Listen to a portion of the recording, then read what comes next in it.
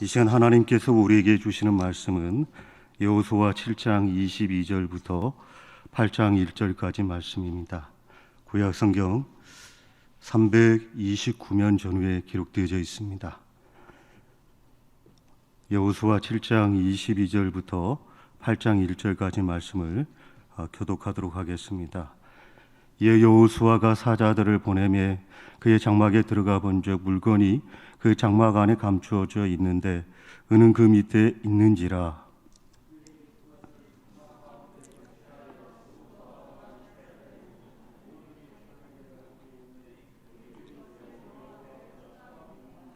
여호수아가 이스라엘 모든 사람과 더불어 세라의 아들 아간을 잡고 그 은과 그 위토와 그 금덩이와 그 아들들과 그 딸들과 그 소들과 그 나귀들과 그의 양들과 그 장막과 그에게 속한 모든 것을 이끌고 아골 골짜기로 가서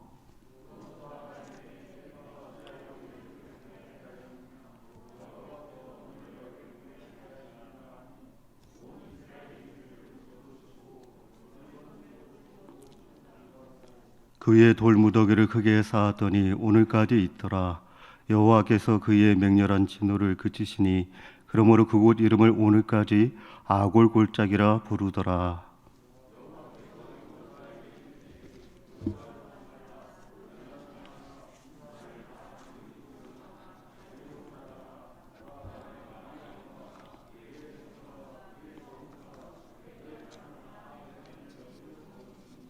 아멘. 애굽에서 400년 동안 종살이하던 이스라엘 백성들이 기적적으로 출애굽을 하게 되었습니다. 40년 동안 광야에서 생활을 했습니다. 인류 역사상 단 한 번밖에 없었던 사건이 될 것입니다. 이제 요단강을 건너 하나님께서 약속하셨던 가나안 땅에 들어왔습니다. 이 땅은 본래 하나님께서 믿음의 조상이라고 불리우었던 아브라함에게 주셨던 땅이었습니다. 그런데 들어와 보니 그 땅은 빈 땅이 아니었습니다. 가나안에 7 족속이 있었고 또 여리고 성이라고 하는 철옹성과 같은 성이 그곳에 우뚝 서 있었습니다. 하나님께서는 그 성을 점령할 수 있는 방법을 가르쳐 주셨는데 그 방법이 참 희한하기 그지없는 방법이 됩니다. 하루에 한 번씩 6일 동안 돌고 마지막 7일째 되는 날에는 7바퀴를 도르라는 것입니다. 그리고 도는데도 순서가 정해져 있었습니다.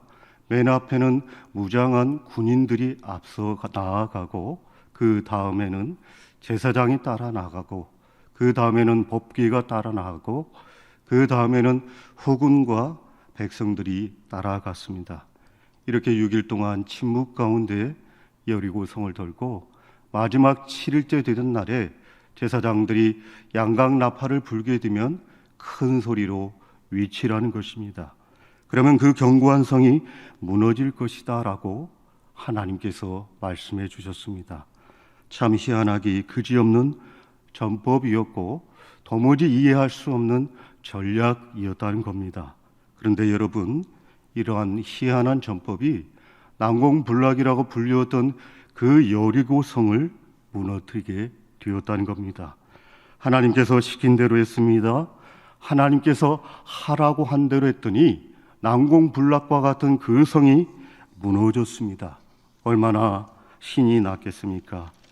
그것이 여호수아 6장 27절의 내용입니다. 6장 27절에 보게 되면 여호와께서 여호수아와 함께 하시니 여호수아의 소문이 그 온 땅에 퍼졌더라고 기록이 되어져 있습니다. 여호수아 이름이 온 땅에 퍼졌습니다. 그럴 만도 하지요. 결코 무너질 것 같지도 않은 그 성이 무너지게 되었으니 여호수아 이름이 온 땅에 퍼지는 것은 당연한 지사였을 것입니다. 하지만 여러분, 우리는 여기서 주목해야 볼 것이 있습니다. 이 여호수아의 소문이 어떻게 퍼졌나는 것입니다. 그것은 바로 여호와께서 여호수아와 함께 하셨기 때문이라고 성경은 말하고 있습니다. 이것이 아주 중요한 키가 되는 것입니다. 우리가 여호수아를 이해하는 데 있어서 아주 중요한 키워드가 된다는 겁니다. 사랑하는 여러분, 그렇습니다. 우리가 승리할 수 있는 원동력은 우리에게 있는 것이 아닙니다. 우리의 힘이 아니라 오로지 하나님 주신 힘과 능력을 의지할 때만이 우리는 인생의 전쟁에서 승리할 수 있다라고 말씀을 드릴 수가 있습니다. 때문에 여리고성이 와르르 무너지게 된 것이죠. 그런데 문제는 여호수아 7장에 들어와서 시작을 하고 있습니다. 여호수아 7장은 여호수아 6장과는 달리 비극으로 시작이 되고 있습니다. 7장 1절 상반절에 보게 되면 이스라엘 자손이 온전히 바친 물건으로 말미암아 범죄했다라고 기록이 되어져 있습니다. 한쪽에서는 승리의 샴페인을 터뜨리고 있는데 또 다른 한쪽에서는 범죄의 씨앗이 자라고 있었습니다. 아무도 몰랐습니다. 그가 누구인가요? 아간이었습니다. 레위기 27장에 보게 되면 헤렘이라고 하는 단어가 나오는데 그 뜻은 여호와께 온전히 바친 물건이라고 하는 뜻을 갖고 있습니다. 여호와께 온전히 바친 모든 물건들 또는 사람들을 헤렘이라고 하는 단어를 써서 사용을 하고 있습니다. 그런데 여호수아 7장에 보게 되면 온전히 바쳤다라고 하는 말이 여러 차례 등장하고 있는 것을 보게 됩니다. 7장 1절 상반절에 보게 되면 온전히 바친, 그리고 11절 중반부에 가면 동일한 단어가 등장하고 12절에도 온전히 바쳤다라고 하는 말이 무려 8차례나 반복되어 기록되어 있는 것을 보게 됩니다. 여호와께 온전히 바친 것은 어느 누구나 손을 댈 수가 없었습니다. 왜 그럴까요? 여호와 하나님의 것이기 때문에 그렇습니다. 그런데 오늘 여호수아의 말씀에 보게 되면 아간이라고 하는 인물이 하나님의 말씀을 어기고 범죄했습니다. 그래서 그 전쟁에서 대패를 했다라고 성경은 말하고 있습니다. 그렇다고 한다면 여러분, 이 이스라엘 백성들이 그 전쟁에서 실패했던 이유가 무엇이었을까요? 좀 더 깊이 생각해 보겠습니다. 그 첫 번째 원인은 적을 제대로 알지 못해서 그 전쟁에서 패하였다라고 볼 수 있습니다. 여리고성을 무너뜨렸던 이스라엘 백성들은 의기양양해집니다.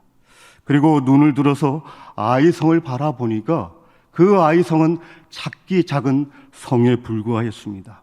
때문에 어떻게 생각했을까요? 그 정도쯤이야 누워서 떡 먹기 하고 자만했을 겁니다. 바로 이 자만이 이스라엘 백성들에게 패배를 갖다 준 원인 중에 하나였다라고 볼 수가 있습니다. 사랑하는 여러분, 우리가 항상 조심해야 할 때가 있습니다. 그때가 언제냐면 승리할 때이고 샴페인을 터뜨릴 때 조심해야 됩니다. 일이 잘 될 때나 대박을 만났을 때나 기도의 응답을 받았을 때는 특히 조심해야 된다는 겁니다.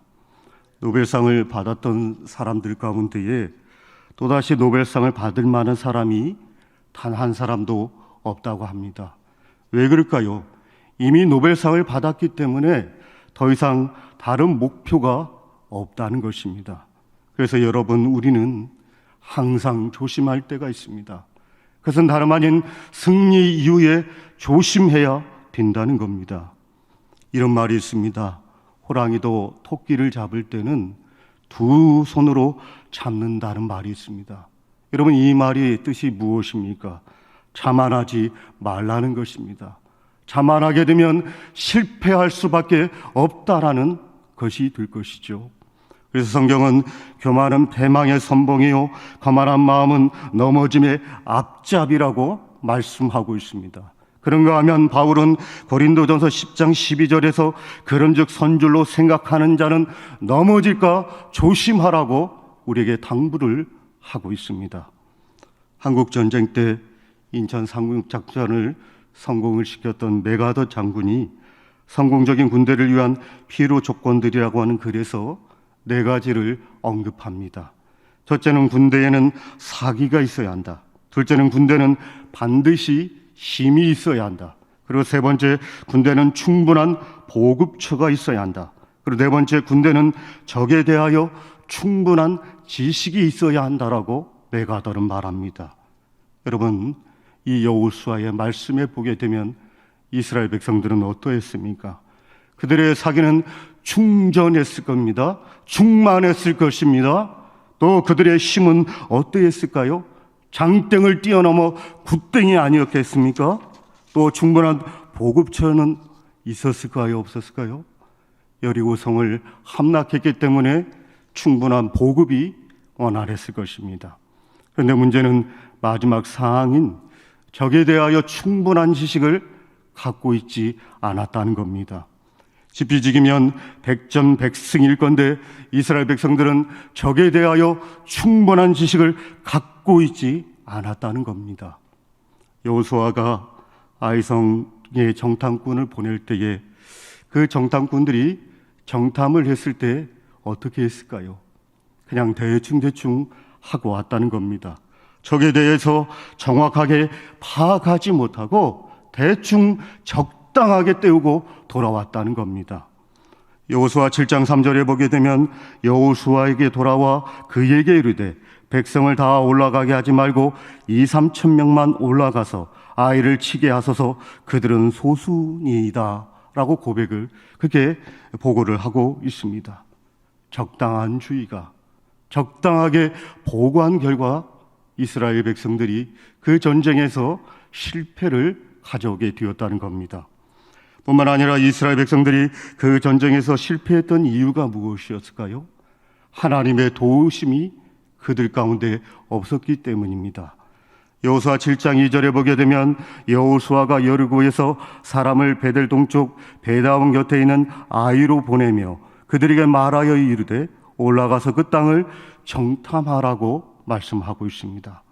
여러분, 이 여호수아 7장 2절의 말씀을 자세히 주목해 보게 되면 아무런 문제가 없는 말씀처럼 비춰지게 됩니다. 하지만 여러분, 자세히 주목하여 읽어보시길 바랍니다.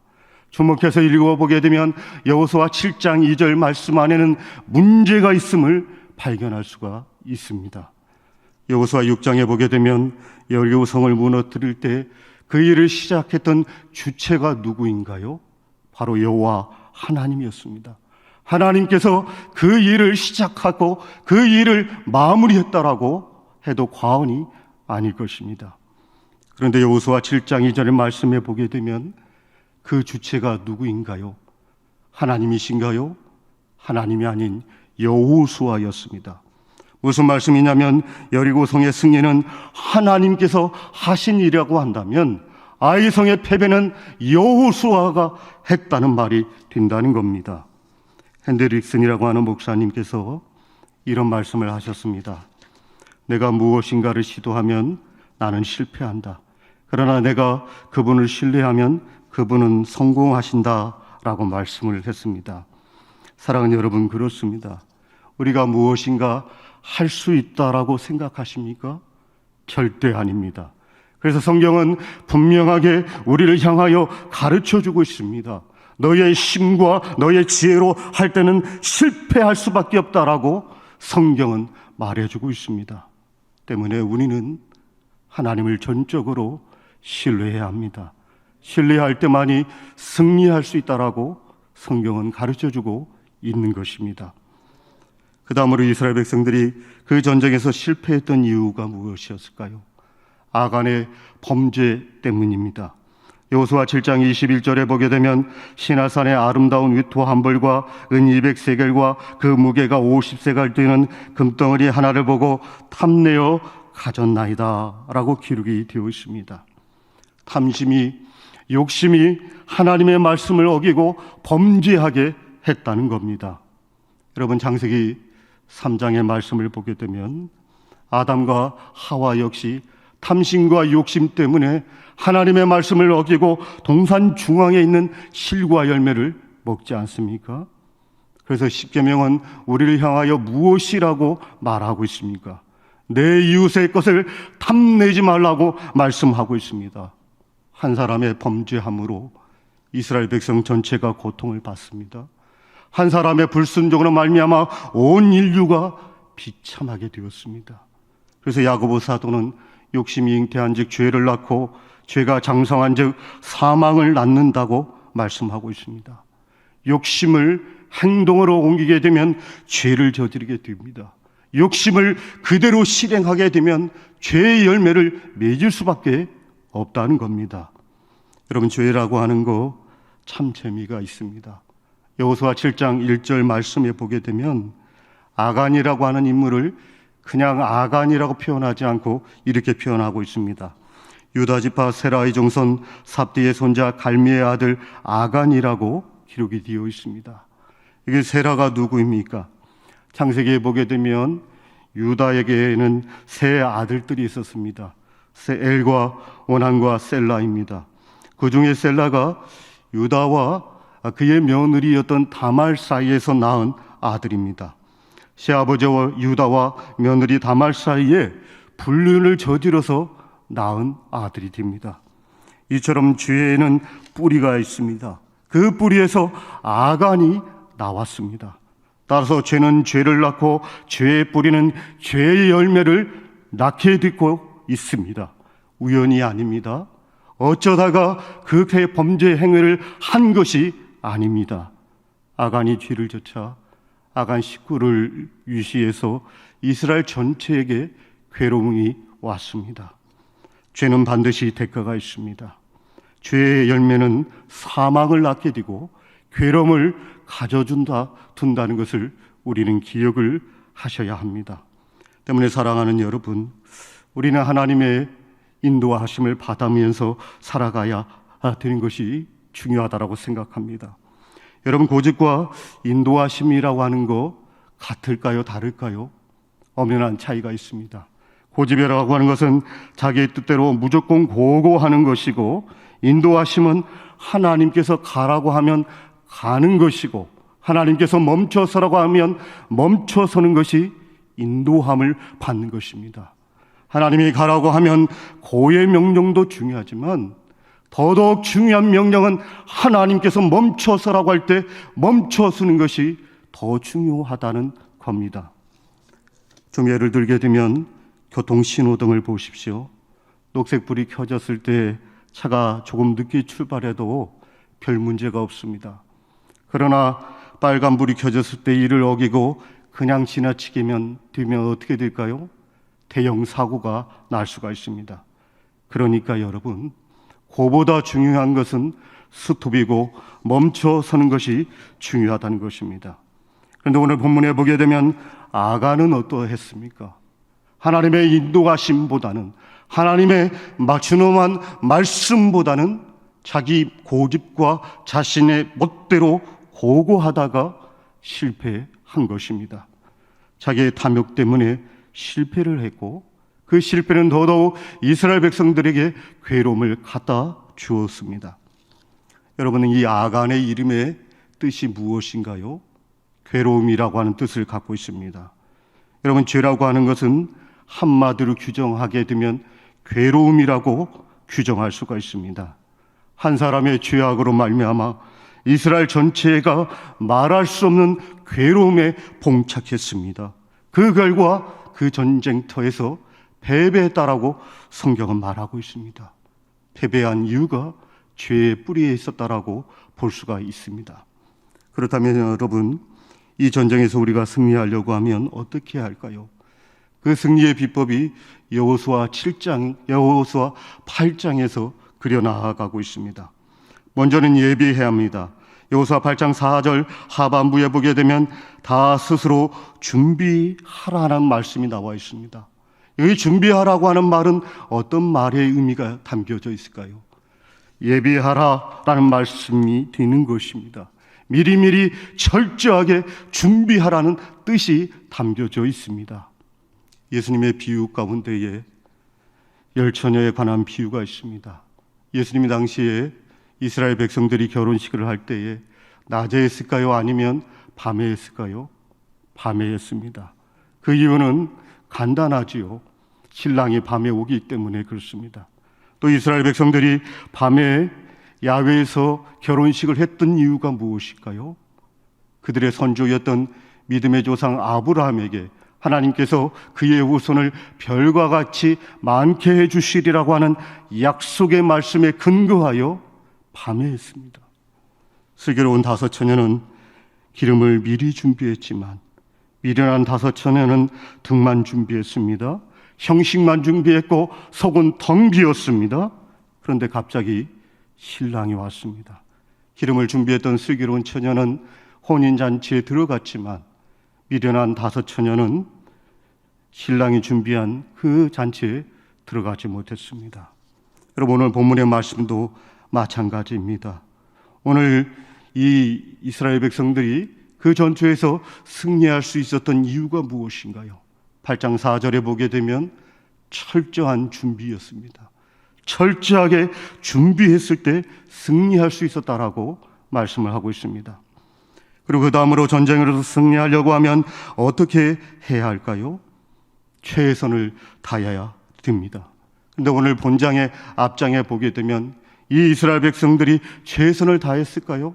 그들은 정탐꾼의 보고의 대로 행동을 했습니다. 여러분, 전쟁이라고 하는 거 장난이 아니지 않습니까? 그냥 하면 되고 또 저도 되고 그만한 겁니까? 결코 그렇지가 않습니다. 전쟁이라고 하는 것은 죽기 아니면 살기이기 때문에 최선을 다해야 됩니다. 그런데 이스라엘 백성들은 최선을 다하지 않은 결과 전쟁에서 패하게 됩니다. 하지만 이 이스라엘 백성들은 그 실패 이후에 깨달은 것이 있습니다. 그것은 무엇인가요? 전쟁에 임할 때 최선을 다하자는 것입니다. 최선을 다했을 때 그들이 아이성을 정복했다라고 성경은 말하고 있습니다. 때문에 매사에 최선을 다해야 합니다. 다할 때 우리가 승리할 수가 있습니다. 그리고 전쟁에서 이기려고 하면 어떻게 해야 할까요? 하나님이 가르쳐 주신 방법과 전략대로 할 때 전쟁에서 승리할 수가 있습니다. 여러분, 그 전략은 매복이었는데 여호수아 8장 3절에 보게 되면 하나님께서 용사 3만 명을 매복시키십니다. 그리고 또 추가적으로 5천 명을 더 매복하라고 하셨습니다. 도합 3만 5천 명을 매복시킨 겁니다. 하나님께서는 매복의 방법으로 전쟁에 임하라고 이스라엘 백성들에게 명하셨습니다. 여러분, 이 여리고성의 전투는 낮에 하는 전투였다고 한다면 아이성의 전투에는 밤에 하는 매복 전투였습니다. 남들이 자고 있을 때 숨어서 싸우는 작전이고 전투였습니다. 이때 자기를 나타나게 되면 어떻게 될까요? 죽을 수밖에 없습니다. 철저하게 자기를 숨길 때만이 그 전쟁에서 살아남게 되고 승리할 수가 있습니다. 때문에 지혜라고 하는 것은 제한된 능력을 극대화할 때 능력이 나타나게 된다는 것입니다. 마치 5천 명을 5만 명처럼 사용하는 강력한 무기가 무엇일까요? 매복이라는 것입니다. 조조가 적격대전에서 진 것이 무엇입니까? 면한계 때문에 졌습니다. 때문에 여러분, 힘이라고 하는 거 숨겼을 때 더 크게 사용할 수가 있습니다. 고로 자신의 능력을 다 보이지 마시길 바랍니다. 숨길 때 더 크게 쓰임받을 수 있다라는 것을 기억하시길 바랍니다. 그리고 끝으로 이 이스라엘 백성들이 전쟁에서 승리할 수 있었던 이유가 무엇이었을까요? 기도했습니다. 여리고 전투 승리 후에 이스라엘 백성들은 자만해져서 기도하지 않았습니다. 그 결과 아이성 전투에서 패배를 하게 됩니다. 패배 이후에 이스라엘 백성들이 깨달았던 것이 있습니다. 그것은 다시 기도하자는 것이었습니다. 하나님께 무엇을 하든지 여쭤보고 행동하자라고 그들은 결심을 했던 것입니다. 그래서 8장에 보게 되면 아이성 전투에 나아갈 때 하나님께 여쭤봅니다. 하나님, 몇 명 올라가면 되겠습니까? 또 하나님께 묻습니다. 하나님, 아이성 전투는 어떤 전략으로, 어떤 전법으로 나아가길 원하십니까? 라고 묻습니다. 그들이 실패한 이후에 뭐가 회복되었을까요? 기도가 회복되었습니다. 기도할 때 하나님께서는 이스라엘 백성들과 함께 하시고 그들을 통하여 아이성을 쟁취하게 하셨다라고 말씀을 드릴 수가 있습니다. 여러분, 여호수아 8장 18절의 말씀 읽지는 않았는데 18절 말씀을 한번 주목해 보시길 바랍니다. 제가 읽겠습니다. 내 손에 잡은 단창을 들어 아이를 가리키라. 내가 이 성읍을 내 손에 넘겨주리라. 때문에 사랑하는 교우 여러분, 모든 일을 하시기에 앞서 그 일보다 앞장서야 할 것이 있습니다. 다름 아닌 기도입니다. 기도할 때 하나님의 능력이 나의 능력이 되는 겁니다. 실패의 그늘 가운데 다시 일어날 수 있는 힘이 무엇입니까? 기도할 때 다시 일어날 수가 있습니다. 이스라엘 백성들은 실패의 낙옥 가운데 철저하게 나락으로 떨어지지 않았습니다. 그들은 그 실패에서 눈을 들어 하나님 앞에 기도했습니다. 기도할 때 그들은 아이성을 정복하고 가질 수 있었다라고 말씀을 드릴 수가 있습니다. 때문에 사랑하는 교우 여러분, 이 밤에 나오신 이유가 무엇입니까? 기도하러 나오신 줄 믿습니다. 기도할 때 하나님께서 여러분들을 사랑해 주시는 마음이 느껴지는 밤이 되어지시길 바랍니다. 기도할 때 하나님의 능력이 나의 능력이 되는 시간이 되시길 바랍니다. 기도할 때 하나님의 음성이 나의 음성이 되는 시간 되시길 바랍니다. 기도할 때 하나님께서 나에게 만복의 근원이 되신 줄 믿고 복을 간구하여 나아가시길 바랍니다. 그럴 때 하나님께서 하늘의 문을 열어주시어서 복으로 채워주실 것이고 실패해서 다시 일어나 승리케 해주실 줄 믿습니다. 이러한 승리가 이 밤에 여러분 한 분 한 분에게 임하시기를 예수님의 이름으로 축원합니다. 하나님 아버지, 저희를 이 땅에 보내실 때에 각자에게 주신 사명이 있었는데 세상살이 하다 보니 다 잃어버렸습니다. 솔직히 말씀을 드려 우리는 하늘 사명에 실패했습니다. 하지만 우리가 범죄해도 우리가 실패해도 하나님께서는 우리를 버리지 아니하시고 놓지 아니하시는 신실하신 하늘 아버지인 줄 믿습니다. 왜냐하면 우리를 향한 하나님의 언약의 말씀이 있기 때문에 그렇습니다. 하나님 아버지, 이 밤에 약속된 말씀을 붙잡고 기도할 때에 실패해서 일어나 승리할 수 있도록 도와주시고 낙심해서 일어나 희망을 볼 수 있는 밤이 되게 하여 주시옵시고 새 생명과 새 기회와 새 미래를 볼 수 있는 밤이 되어줄 수 있도록 은혜 내려 주시옵소서. 오직 말씀만 의지하고 말씀만 붙잡고 기도하길 원하오니 임하여 주시어 응답해 주시옵소서. 이 모든 말씀 존귀하신 예수 그리스도의 이름으로 기도하옵나이다. 아멘.